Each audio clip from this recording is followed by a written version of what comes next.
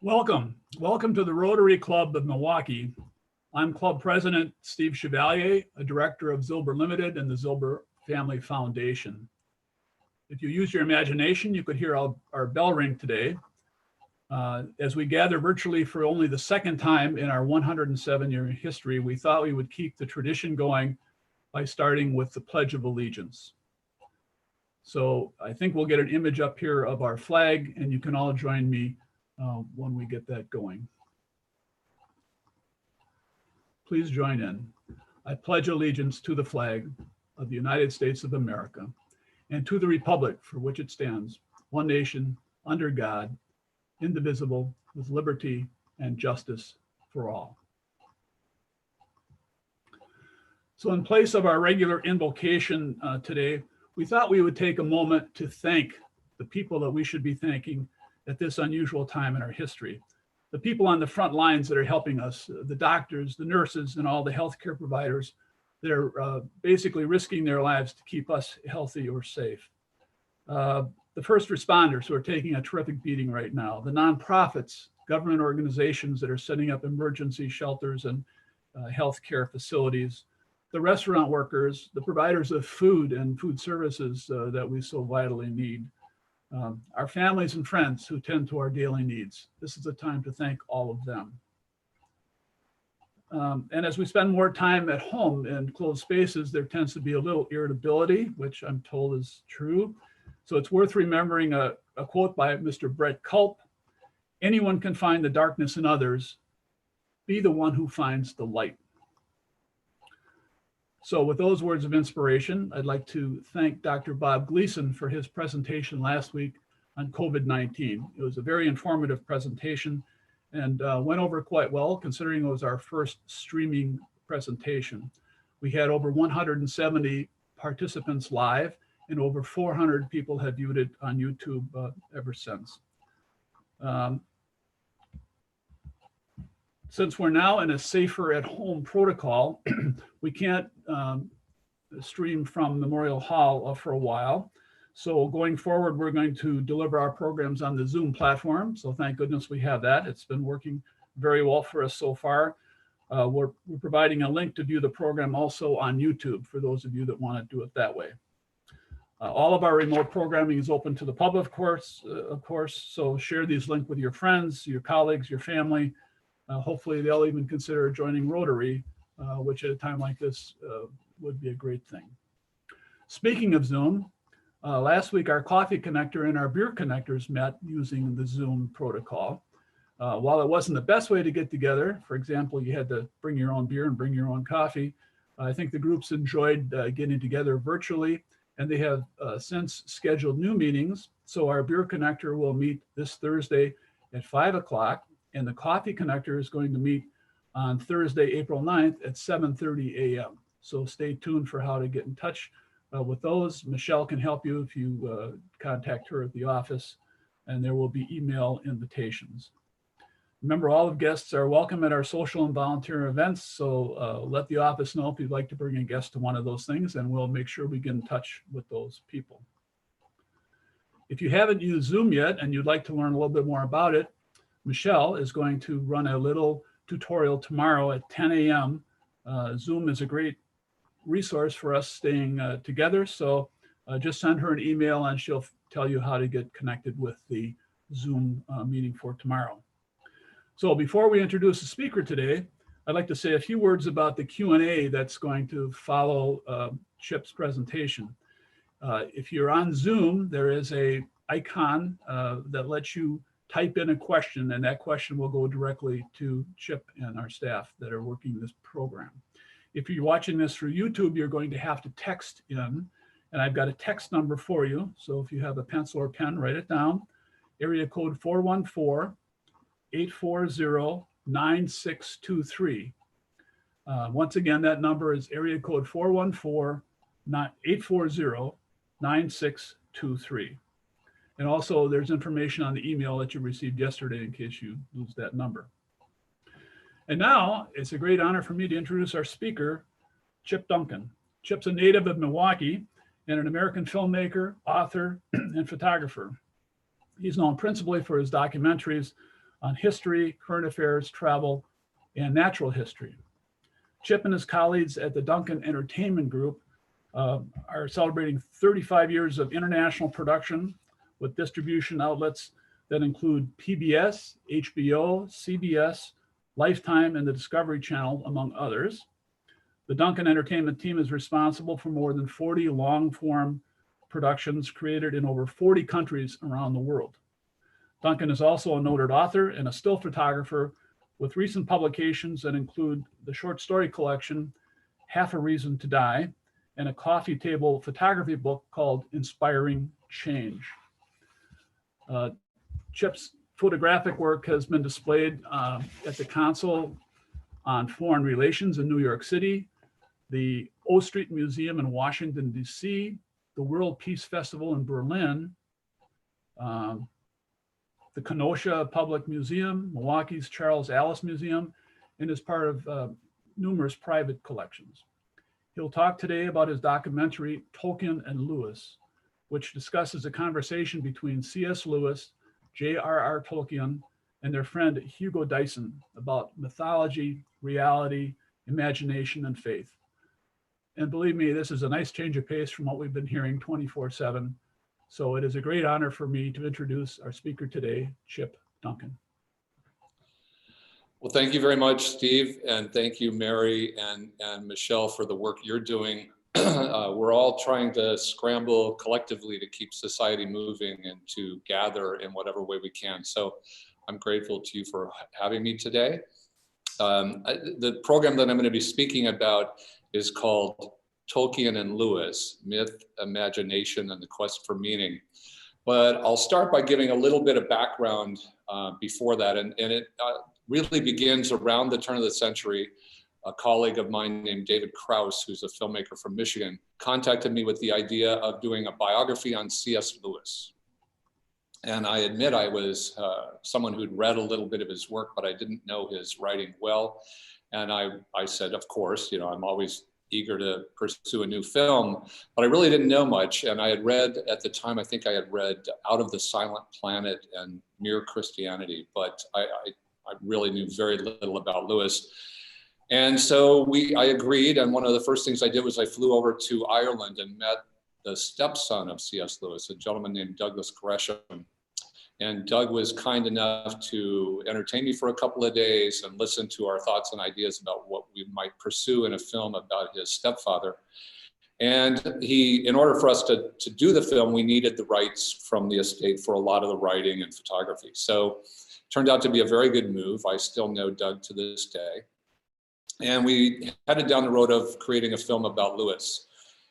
The film was called The Magic Never Ends. There's also a companion book that was published under my real name, John Ryan Duncan. So those came out in 2002. And what I learned was the success of this film in almost every way had to do with the success of C.S. Lewis. So oddly, I can say it's our most successful film, our most popular film. It was narrated by Ben Kingsley. It had Deborah Winger in it, who had played the role of Lewis's wife, Joy Davidman, in the film Shadowlands. But the popularity of this film really is attributed to Lewis and his work. And it was during the course of making the film and writing the book, one chapter in particular, that we came upon the theme for the sequel, which is called Tolkien and Lewis. And I'm going to get to that in a minute, but I want to give everybody a little bit of background on Lewis and Tolkien, just so you have an understanding of who they were and where they resided. Lewis was born in 1898 in Belfast. He died in 1963 on November 22nd, the same day that JFK was assassinated. It was also the same day that the Beatles produced and released their first album, Meet the Beatles. So he lived most of that time in Oxford, England, taught at Cambridge for a short period of time. Lewis is known for writing 38 books. Most of them are still in publication today. I believe they all might be, but you may know his work best for the Screwtape Letters, for Mere Christianity, The Great Divorce, which is considered a masterpiece by many, and for the children's series, The Chronicles of Narnia, which has, as you may know, been made into a movie, several movies actually, and is soon to be released as a platform series as well. J.R.R. Tolkien was born in South Africa. He was born in 1892, so a little bit older than Lewis, and he moved back to England after the death of his father when he was still very young. And Tolkien and Lewis shared that in common. Both of them lost a parent at an early age. Both served as second lieutenants during World War I, which had a dramatic influence on their literature. And both wound up as professors of literature at Oxford. And it's at Oxford that they became quite close, good friends, friendship that lasted throughout their adult life. Tolkien, by the way, I should mention they were both part of the Inklings. And if you're fascinated by these men and their literature and their lives, I would say spend a little time reading about the Inklings, because it was a group of scholars and authors in Oxford who would gather once a week at the Eagle and Child pub in downtown Oxford and mostly drink beer and share stories. And then when not at the Eagle and Child, they would edit each other's work and comment on each other's work. It's quite a well-known group. The Eagle and Child pub is still there in Oxford, and you can visit it and see their photos up on the wall from that time. Tolkien, in addition to literature, was also a philologist, a very difficult word to say, especially considering it means the study of languages. But you'll notice in Tolkien's work, The Lord of the Rings in particular, and The Hobbit, that his use of language is profound and significant. And what both of these men had in common that I found interesting was they were both, in addition to being professors of literature, they were both scholars of mythology. So to get to the talk today, I'll give you that background, but also I wanted to mention in the first film, the piece that I found the most interesting and the reason for the sequel was that Lewis had been someone who had been perplexed by his feelings about faith. From the time of his youth all the way until 1931, he was a seeker. He had been a significant and outspoken atheist for a period of time. He then became a theist. And it was in 1931, something we covered in the first film, The Magic Never Ends. It was in 1931 that on one particular dreary Oxford evening, he invited his friends J.R.R. Tolkien and Hugo Dyson over for dinner.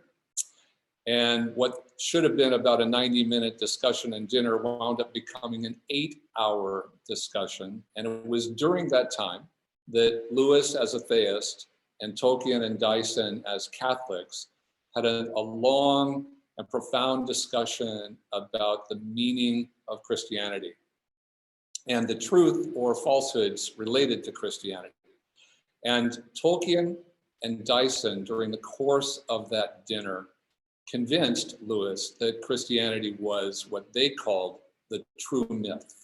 And they used mythology and a profound understanding of the imaginative process to convince Lewis that this was the case. Tolkien never wrote about this evening. Dyson, to the best of my knowledge, never wrote about this evening, but Lewis did. And he wrote about it in his book, Surprised by Joy. He also talked about it in various letters. And so for Lewis, it was a profound evening. His friends used the tools of his own academic profession to convince him of what he came to believe was the true myth. So I don't happen to be a person of faith, but I found this a particularly interesting story. And so after having covered it in the first film and written about it a little bit in the companion book, my colleagues Bob Huck, David Krause, and I decided let's pursue a sequel. And the sequel is called Tolkien and Lewis. It came out in 2017 on public television. It aired nationwide here in the United States, aired on Channel 10 here locally in Milwaukee. And today, if you're interested in seeing the film in its entirety, you can see it on Amazon Prime. It's available as a rental or a download on Amazon Prime. But it's called Tolkien and Lewis, and the subtitle is Myth, Imagination, and the Quest for Meaning. And so in order to understand what we were trying to do with this second film, you really need to understand two things. What is myth and what is imagination? And that's the crux of what the film gets into. But Lewis and Tolkien were both profoundly moved by these questions. So the question that we try to answer right at the beginning of this film, Tolkien and Lewis, is what is myth? Is myth true or false? One of our scholars in the film, who happened to have been a student of Joseph Campbell, who did The Power of Myth, is a woman named Verlyn Flieger, and Verlyn comments in the film, all myths are true for the people whose myths they are. So the question of myth is one where, first of all, what is myth? And myth is, it in Latin means story. Mythos means story. So the first clip I'm going to play for you, there will be 2 clips here today, but the first clip really deals with the question of story and how we define it and how beauty impacts story. And in particular, this clip ends with a scholar from Wheaton College in Chicago talking about Lewis's book, Meditations in a Tool Shed. And I find this a particularly interesting discussion because Meditations in a Tool Shed boils down to one thing, which is Lewis wrote about a shaft of light coming through a crack in a window inside of a small tool shed in Oxford. And the question is, how do you view that light? If you look at the light, you see one truth. If you look along the light, you see another truth. And I posed this question, I picked this clip primarily because of that soundbite, but it's an interesting question to ponder today when, especially in a country where people might see things differently and there might be some division. The question is, we're all looking at the same light. We're all seeing something that appears to be the same, and yet we might see it differently depending on whether we're looking at it or looking along it. So now with the help of Michelle, if you could, please play clip number 1 from Tolkien and Lewis.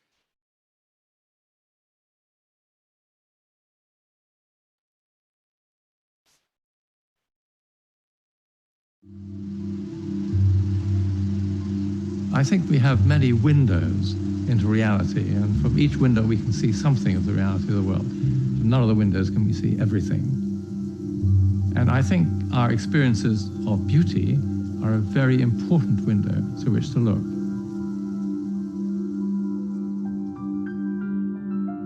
Let's take music for a minute. If you were to ask a scientist, as a scientist, to tell you all that he or she could about music, they would say it is neural response, what goes inside the brain, to vibrations in the air. And of course there's a truth in that, but it's hardly the whole truth of music. Music is something much more profound than that. And any picture of the world that doesn't fully encapsulate the mystery of music is not going to be adequate. In a similar way, we know that there is a power in myth, in story, that exceeds just mere narration, just one thing happening followed by another.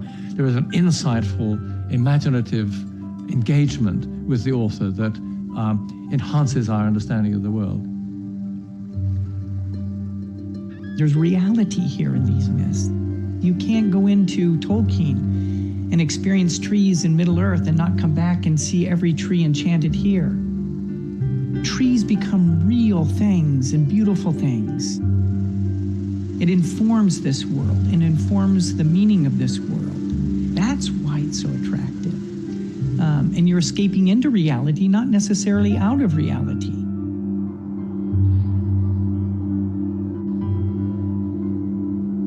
As spiritual beings in a material realm, we are in need of windows that open up that other realm, the other world to us, that open the doors of perception, if you will, and give us an opportunity to glimpse this other world that basically underlies ours, that is part of our creation, but is separate from us because of our material limitations.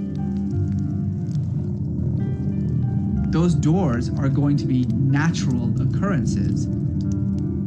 They're going to be fire, they're going to be water, they're going to be elements that in their very nature represent the coming together of these two worlds, of the material and the spiritual realm. They act as bridges that allow us to transport from one level of consciousness to another level of consciousness.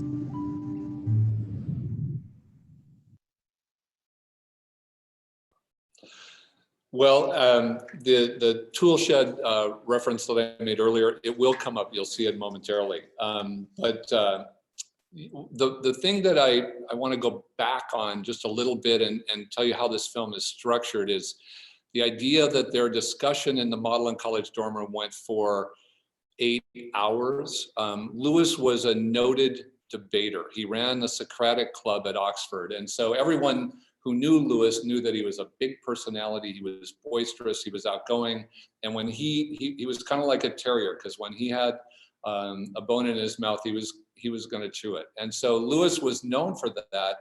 And so in some ways, it's not surprising that this conversation took over 8 hours, because Lewis, for that period of time, was probably arguing against Tolkien and Dyson.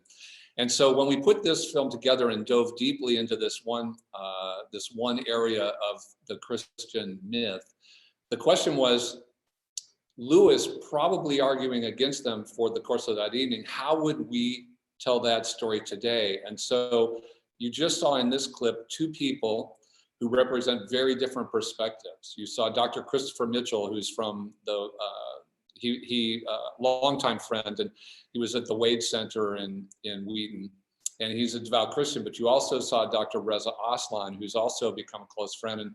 And Reza happens to be a practicing Muslim. He's a Sufi. And so you had very different perspectives on the same topic. And in the course of the film, when you see it in its entirety, what you'll see is that we populated that same room metaphorically all these years later with all kinds of voices that we felt Lewis might have drawn upon.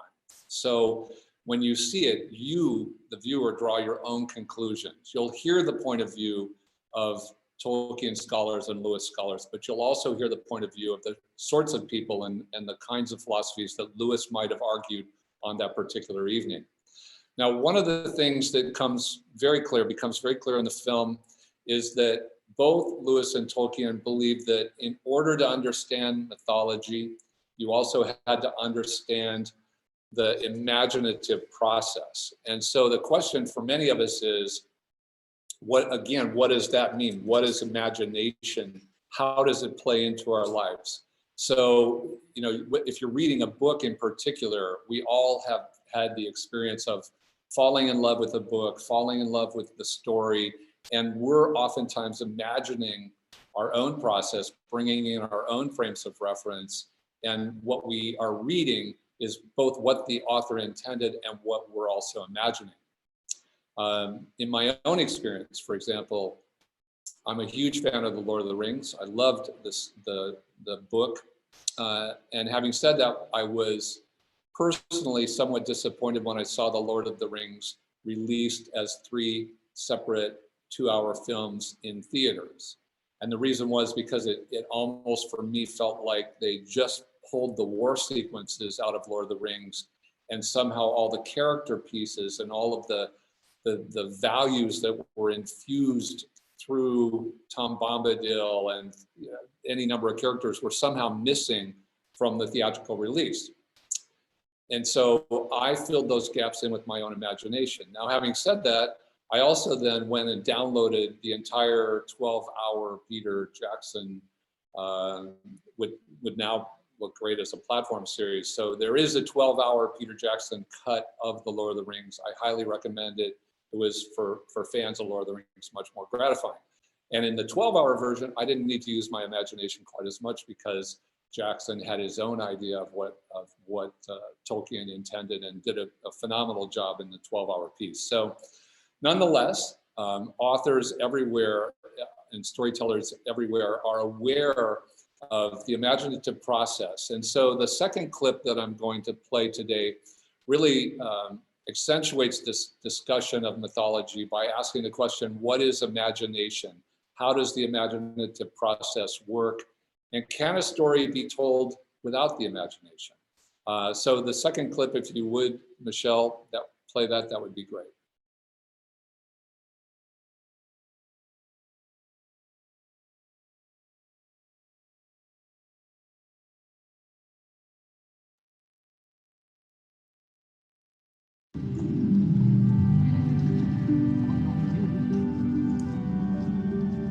Parallel world for C.S. Lewis and J.R.R. Tolkien was defined by their imaginative process. both lived and died in the somewhat cloistered community of Oxford. Though Lewis was known as boisterous and outgoing, neither man was overtly attention-seeking or motivated by celebrity. They spoke through their literature.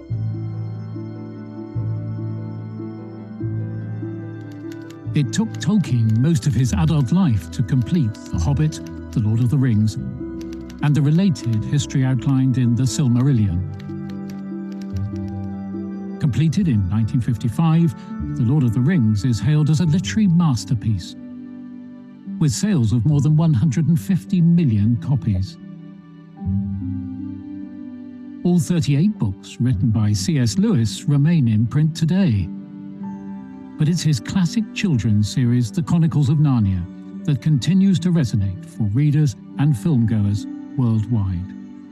The two series are vastly different in style, plot, character, and purpose. Yet both epic fantasies demonstrate Lewis and Tolkien's shared interest in the power of myth as a way to convey truth.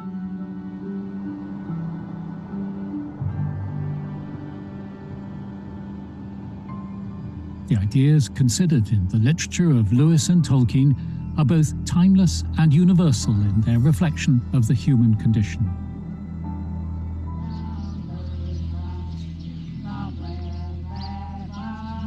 Questions born of myth impact religious practice and ritual, culture, and our perceptions of science, history, truth, and reality. The journey, the moral struggle, the battle between good and evil, creation and destruction, all speak to the nature of being human.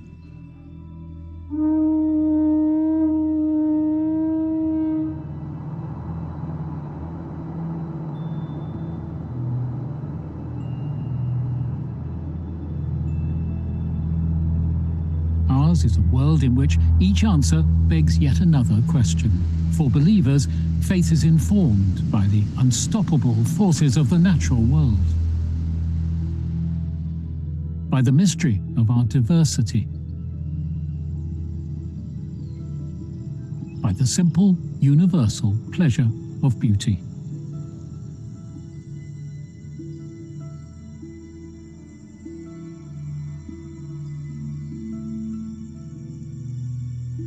Narnia and Middle-earth, they share one thing, which is a kind of longing for a vanished, pastoral landscape of immense beauty, and also a wish for a world in which there aren't just human beings, but also creatures of different intelligence. Mythic stories see life in terms of something transcendent. They see life in terms of the eternal. And they speak to something very deep within the human consciousness, within the human heart.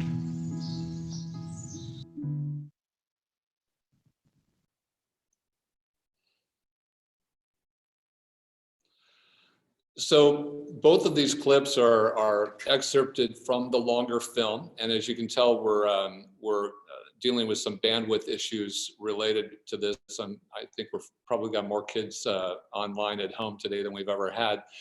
So we're going to be putting the two clips in a Dropbox that Michelle will be able to share with everyone who's watching today.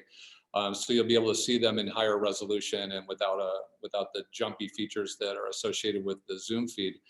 But hopefully you'll get a chance to go to Amazon Prime and download the entire film and take some time. I think you might find that especially in light of some of the challenges we're facing today, that it is a film that the entire family can watch and might generate a pretty interesting discussion around the dinner table. It is worth noting, I've always found this quite fascinating, that both Tolkien and Lewis paid very little attention to current events. And so even during World War II, when both were at Oxford, Lewis took some young people in from London. In fact, that's the nature of the story of Narnia. But for the most part, they did not spend a great deal of time on current events. So one of the ways that I think I'm not unique in this, but one of the things I think we might look at the quality of their work and the ways in which they were prolific and say, yeah, these guys didn't have television and they weren't reading a lot of current events, and that's why they were able to create the kind of literature they were able to create.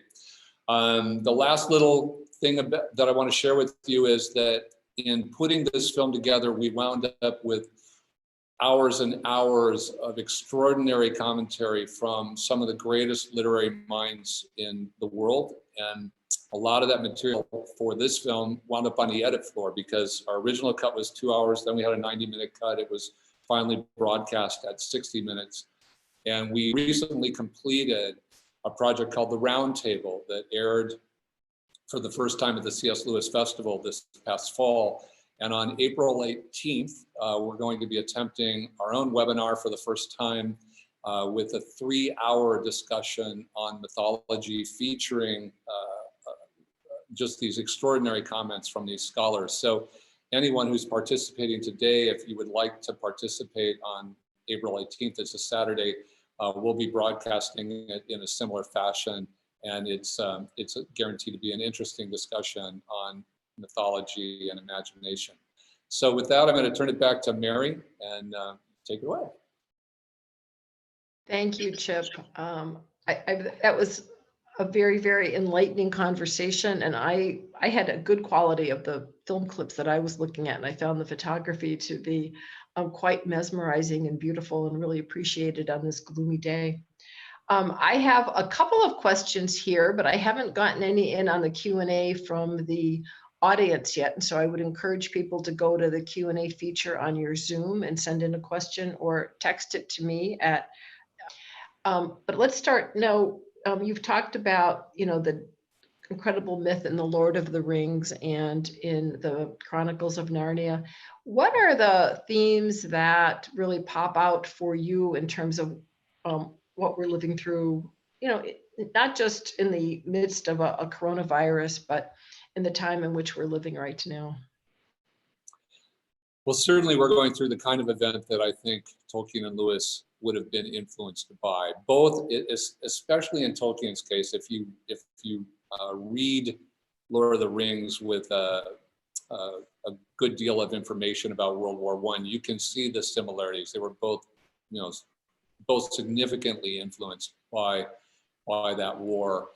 And Lewis, to some extent, World War II had a similar influence because that's where Narnia comes from.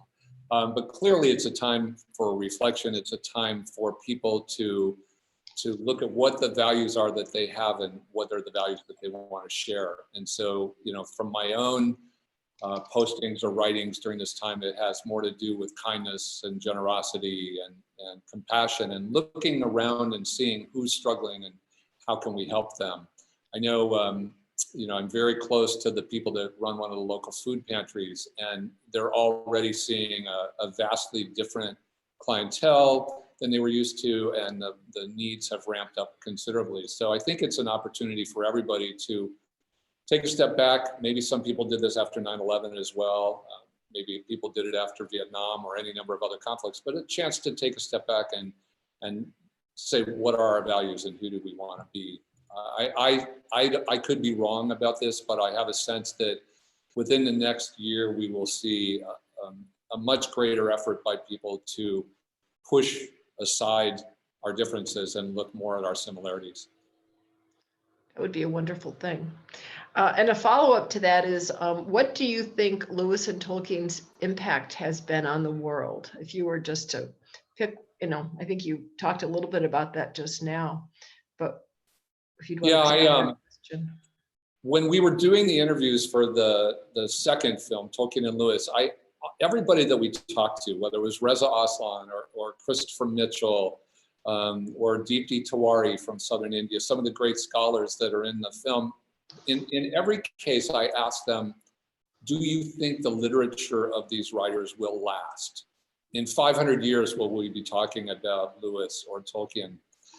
And it was an interesting thing because now we're influenced so much by popular media. We're influenced by films and podcasts and any number of other forms of media. But at the time they wrote, these were just books. And almost everyone we talked to when pushed on the subject, said Tolkien will last. The Lord of the Rings will last. In the same way that Shakespeare lasted, or Dickens has lasted, or Marquez will last. The universal consensus was that Tolkien will still be considered in 300 years or 500 years. And with Lewis, it was always kind of an open question. What is the impact of Lewis? Now, what's interesting for me personally about the two is, if you're a seeker, if you're interested in in your own faith journey and you want to pursue Christianity, I think Lewis is one of the greatest writers in history for that. And I really believe that people who want to learn more and understand the life of Christ will be able to do so by reading C.S. Lewis. With Tolkien, there are a lot of scholars in our film who want to tie Tolkien's work into the Christian faith and perceive it as a Christian journey. And then there's also a lot of people who don't believe that.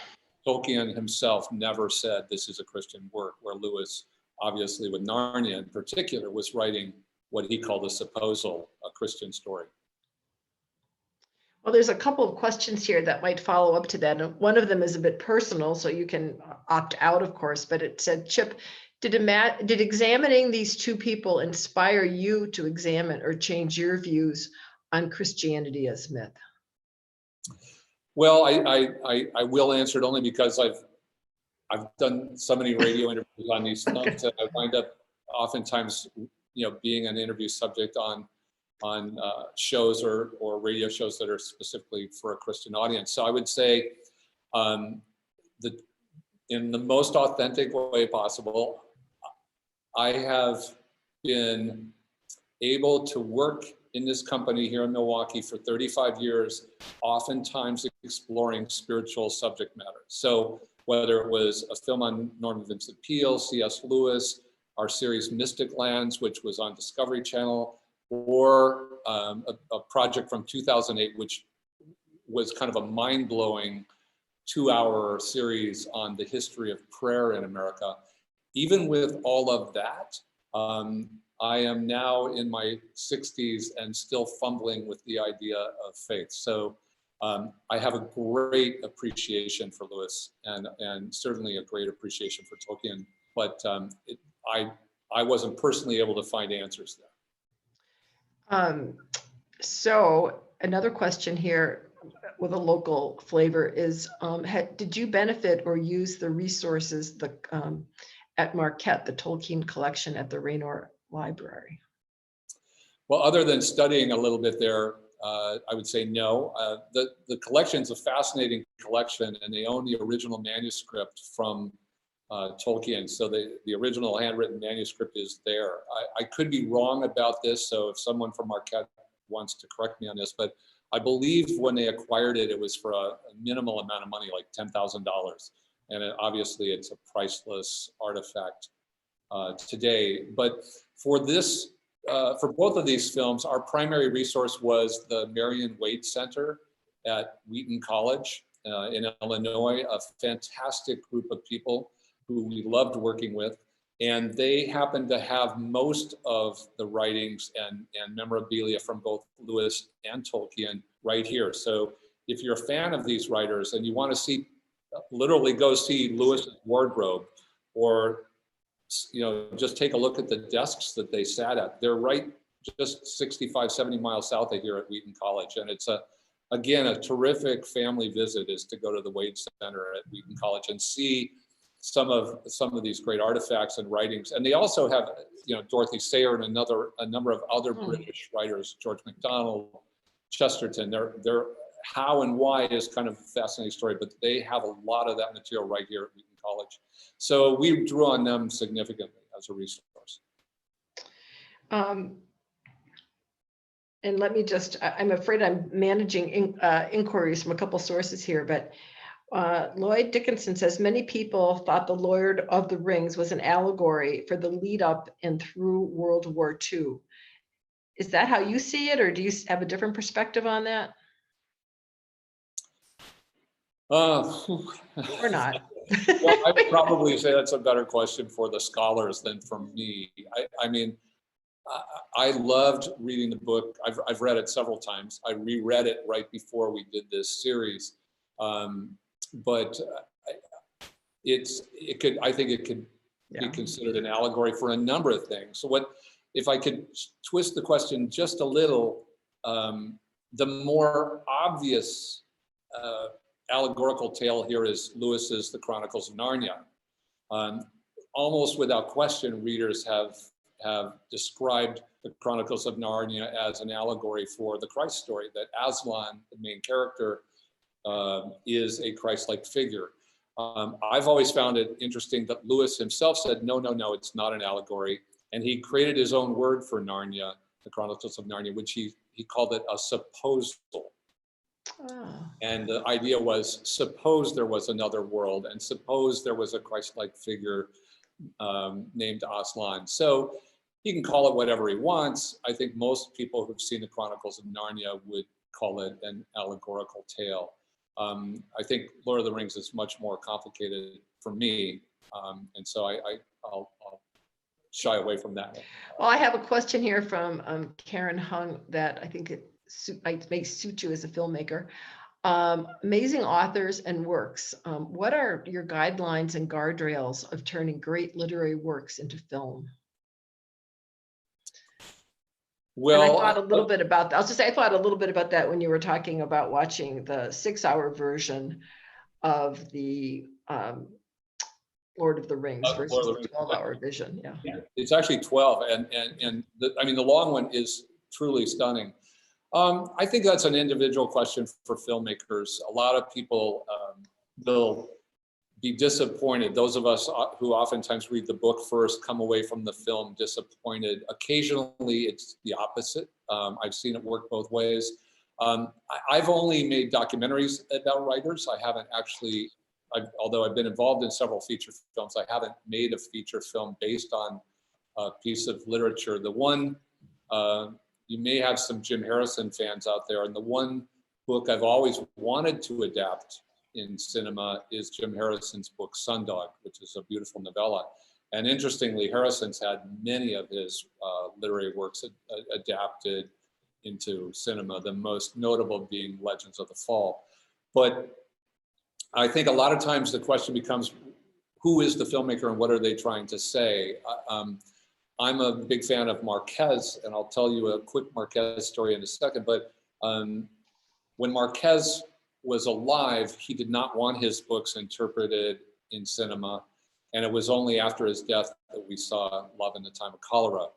But his masterpiece, I believe, is 100 Years of Solitude.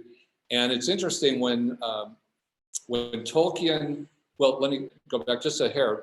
When we hit the turn of the century, there were a number of polls taken globally saying, what is the best book of the 20th century? And almost without missing a beat, it came down to Lord of the Rings and 100 Years of Solitude. And Lord of the Rings has been exploited in cinema and is about to be done again as a platform series. And we have yet to see what someone would do with 100 Years of Solitude. But the book itself is certainly a masterpiece. Thank you. I'm going to shift gears for a minute, Chip, because I know that in the work that you've done over decades, you have really visited some of the more challenging places on this planet, from Darfur to Afghanistan to Haiti after the earthquake. Do you have any insights or thinking about what you experienced in those places of crisis for how we might approach where we are today? Well, thank you for that question. Yeah, I have, since 9/11, my story is kind of unique in that I was working on a film in Ethiopia on 9/11. So my 9/11 experience has always been very different than most people's. I was stuck in Ethiopia and wound up turning it into 3 of the best weeks of my life. And what I found fascinating about the 9/11 experience that carried over was, at that time, I was working mainly with Save the Children in southern Ethiopia and exposed very directly to some of the most difficult living conditions, the most marginalized situations and poverty that I'd ever seen anywhere. And even at that time, with the way information travels, people would be coming up to me at a food distribution center or at a health clinic and sharing their condolences and their sorrow for what my country was going through after 9/11. And the grace and the dignity that came through those interactions propelled me to then go on and volunteer a lot over the years. Disasters all have their own flavor. No two seem to be the same. And the crisis that we're going through right now is fascinating for me because I tend to be a fairly social person, and in particular, I travel a lot. And I'm like, here I am in Milwaukee for the longest period of time that I can remember. And it's a really great opportunity to connect with people in a different way. And again, going back to what I said earlier, to share values.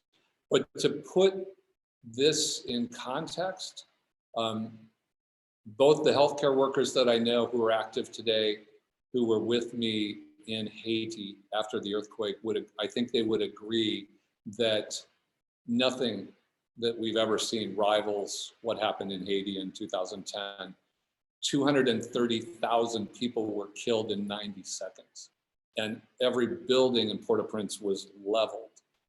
And so in terms of how one crisis can look to another and what the comparisons might be, there was a shock factor there, and certainly more similar in many ways to 9/11, where the tragedy was instant and profound.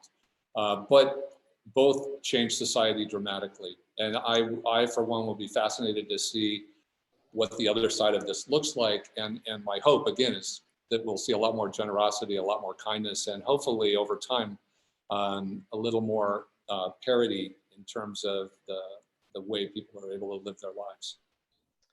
Thank you. And I think we're going to start wrapping this up, but Chip, do you want to tell us a little bit about what else you're working on right now? Sure, thank you for that. I mentioned the roundtable discussion on mythology. That we're attempting to do that on April 18th during the middle of that day. So we'll put out information on that. That's a piece that's already completed. But we're actually having a lot of fun. My colleagues, Theron Pfeiffer, Bob Huck, myself, and a number of teammates around the country are working on a 4-part series about a 1950 Italian sports car. It's called the Cisitalia 204A Spider. When I tell people about this, they go, "You're what? Sports car? What's, you know?" But in order to talk about this car, we have to tell the history of Southern Europe between 1930 to 1950.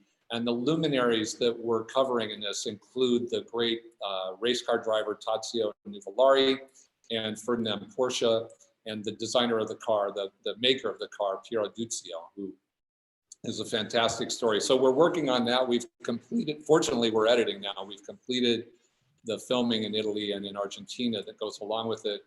We're also developing a film about the making of We Are the World, the song We Are the World that led to some of the greatest humanitarian relief efforts in Africa.